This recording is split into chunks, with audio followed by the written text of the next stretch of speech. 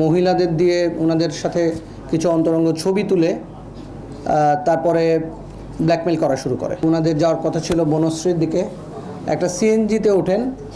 সিএনজিতে ওঠার পরে বনশ্রীর কাছাকাছি যাওয়ার পরে হঠাৎ করে সিএনজি ড্রাইভার বলছে যে সিএনজিটা নষ্ট হয়েছে, আমি একটু নেমে ঠিক করতেছি। তখনই দুই পাশ থেকে দুজন এসে চেপে ধরে ওনাদেরকে চোখ টোক বেঁধে নিয়ে যায় একটা জায়গায়, নিয়ে ওইখানে মহিলাদের দিয়ে ওনাদের সাথে কিছু অন্তরঙ্গ ছবি তুলে তারপরে ব্ল্যাকমেল করা শুরু করে। Credit card, debit card use করে টাকা নেওয়া শুরু করে। বিভিন্নভাবে বুথ থেকে টাকা তুলছে, বিকাশে টাকা তুলছে। টোটাল 5,31,000 টাকা নিয়েছে। এবং ইন্টারেস্টিং হলো তারা দুজনই সাংবাদিক।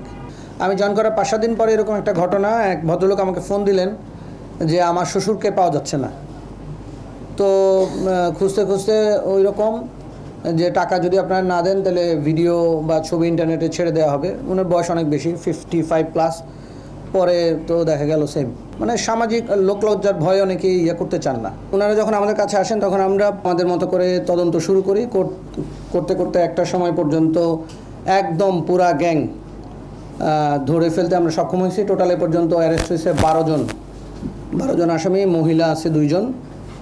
এখন যখন এই ঘটনা শুনছেন তখন এর মধ্যে থেকে ডেমরা থানার আরেক ভিকটিম এসে বললেন যে ঠিক এই টিম আমার সাথেও একই ঘটনা ঘটাইছে। ট্র্যাপে ফেলা, এটা হলো মেসেঞ্জারে চ্যাট করে অপরিচিত, ফেসবুক মেসেঞ্জার বা হোয়াটসঅ্যাপে চ্যাট করে। সেকেন্ড ঘটনা এরকম, এক অপরিচিত নারী সাথে চ্যাট করছেন, পরে দেখা করতে গেছেন স্টাফ কোয়ার্টার, ওইখান থেকে নিয়ে গেছে সারুলিয়া নিয়ে একই ঘটনা, বেঁধে রাখছে, ছবি তুলে বলছে মারধর। আর সবগুলাতে কিন্তু মারধরের ঘটনা আছে।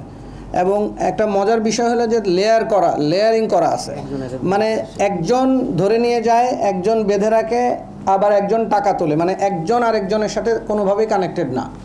তো এটা আমরা আইডেন্টিফাই করছি। সেকেন্ড যেটা, ওইটা হলো যে চ্যাট করার সূত্রে দেখা করার জন্য স্টাফ কোয়ার্টার থেকে নিয়ে গেছে ইয়াতে, সারুলিয়া নিয়ে মারধর করছে, ছবি তুলছে, বলছে ইন্টারনেটে দিয়ে দেবো, তোমার ফ্যামিলির কাছে দিয়ে দেবো, টাকা দাও।